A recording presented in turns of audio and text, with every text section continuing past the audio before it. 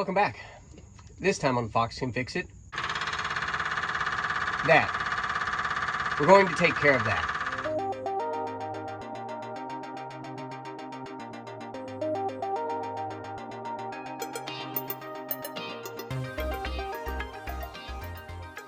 I think this is part 2, subsection C, called the noisy fuel pump.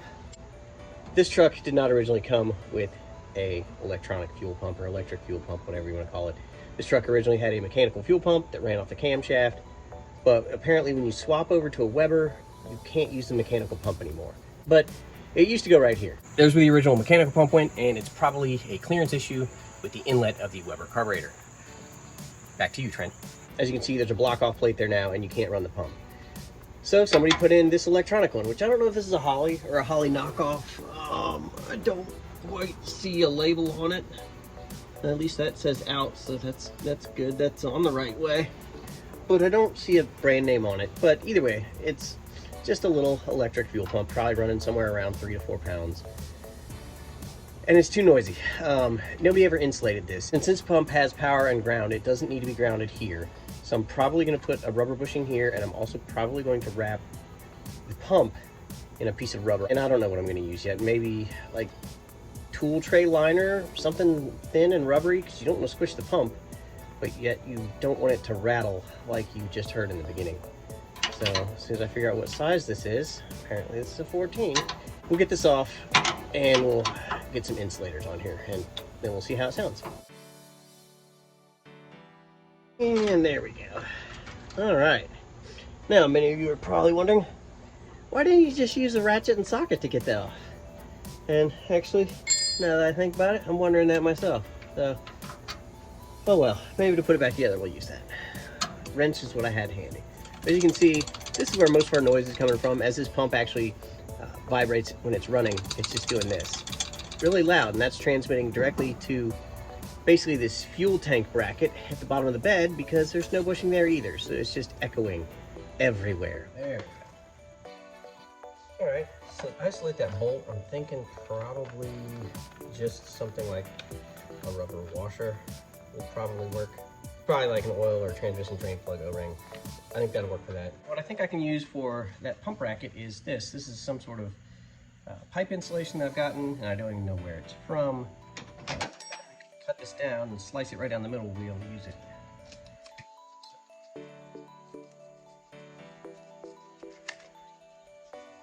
Yeah, flatten that out, and I think that'll make perfect insulation.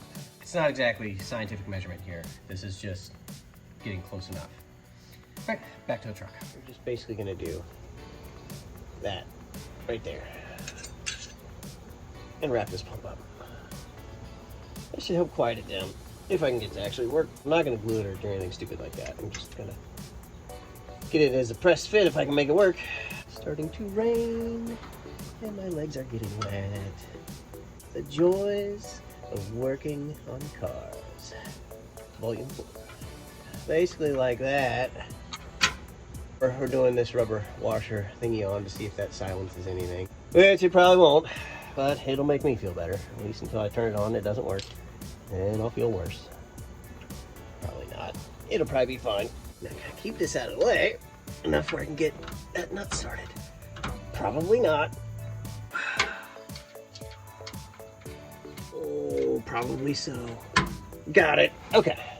Woo! I remembered from taking this apart all of 5 minutes ago that I should get a socket to put it back together. Yes. Got it. All right, so we've got an isolator here, albeit small and probably worthless, but we've got some pretty good insulation here between the bracket and the pump. This should quiet everything down. Only one way to find out, so I'll turn the key on and see what happens.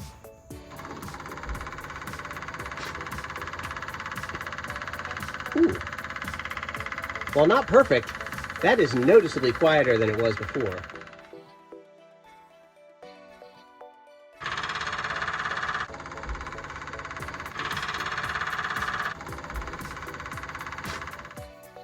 All right, I don't know how noisy that is for you, but for me, it is significantly quieter than it used to be. So was it worth the 10 minutes it took to do this? Maybe. Could I have done something else? Probably, like fix this horn, but I'm working on it. We'll get there when we get there. So it's just one more thing off the list. I've insulated it, so at least it's mildly quieter. You never know unless you try. So we've done the best we can to make that thing less noisy.